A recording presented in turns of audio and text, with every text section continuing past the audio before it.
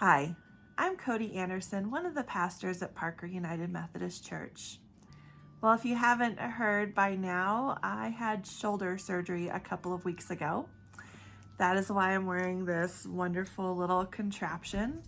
This little contraption that keeps me pinned down and not able to use my right arm. I have to just use the one hand. And that's a problem because I am right-handed and left-handed things are really hard to do. Now, this isn't the first time that I've had to depend on using my non-dominant hand. When I graduated from high school, I fell and I broke my right thumb, and I got to practice having to write left-handed and do things left-handed. But the new issue is that I really cannot use this arm at all, right? I am strictly one-armed, one-handed right now.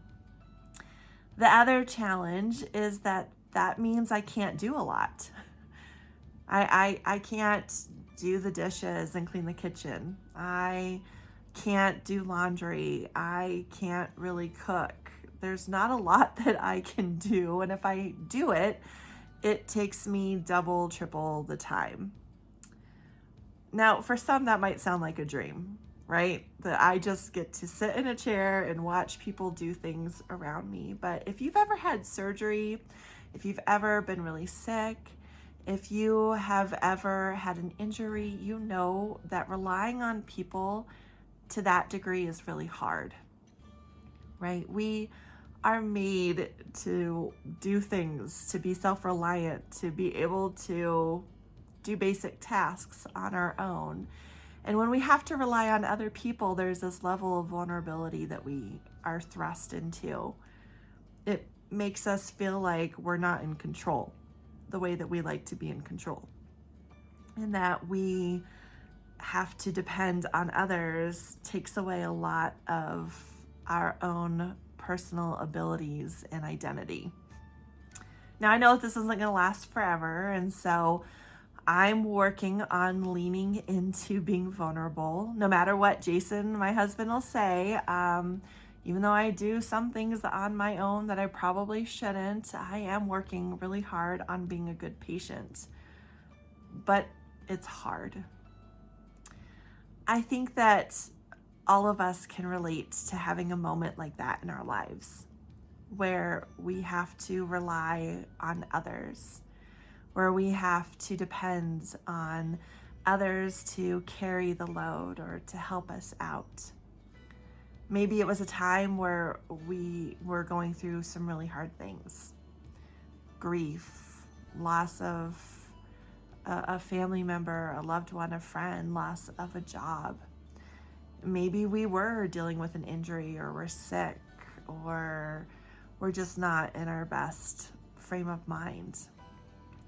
Whatever that looks like for you, I know that as a human, we've all been in those areas. We've all been in those places, those really hard times.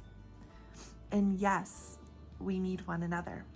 God created that for us, to be able to have others who will help carry the load for us. And we know too that there is this promise of hope, even in the midst of the hard and in those challenging times. We know that there is hope that is there. Hope that is found in Jesus, because we're never truly alone. We hear the scripture from Matthew where Jesus says, "Come to me, all you who are weak and heavy laden, and I will give you rest." And we hear the same hope found in Revelation, that book in the Bible that sometimes carries with it a lot of fear and a lot of trepidation, but as we've learned in the last few weeks in our sermon series, brings us a lot of hope. Hope that we will never be alone, and that there are people who've gone before us, the saints and the martyrs who've lived out their faith in a way that has brought hope to other people and brings hope to us. Now, I know that when we're in those moments, these moments of being bound to something and not being able to live the way that we're used to and not being able to feel fully ourselves, that can sometimes feel like a platitude. That God is with us, that there's hope, that people have gone before us and done hard things.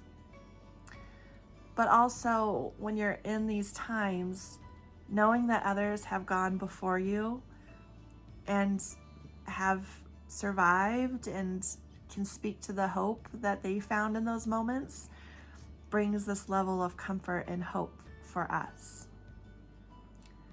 So I want to challenge you. I want to challenge you to share the times where you've been in those hard places and how you have been able to see God's presence. For me, the last few weeks, I have seen God's presence in huge ways. Ways of the birds in the backyard chirping and the hummingbirds that are back, but also in the faces and the cards and the love that I've received from other people. Even though the days can be long and the pain can be really rough and you can feel alone and isolated, I know that there are people who are praying for me, who are sending love to my family who is carrying the burden. And I can tell you that God is present. It's hard to explain, but I'm a witness to that. And we all are witnesses to God in the good times and in the bad. We all are called to be the saints that share about God's love that works within us, to stand in the gap when people are struggling and to help them out, to be able to shine a light of goodness to those who are in need. So my challenge for you is to live out your faith. Live out your faith in a way that others will look to and will see, that will understand that God is with them, even though they can't explain it, that especially in the challenging times and the times where they're the weakest, where the times where it feels the darkest and the hardest, that they can see God at work through the lives of others who are there with them. Let us be the saints who carry the weight of others, the burdens that others are going through. Let us be the hands and the feet of Jesus, especially in the hardest times of others' lives.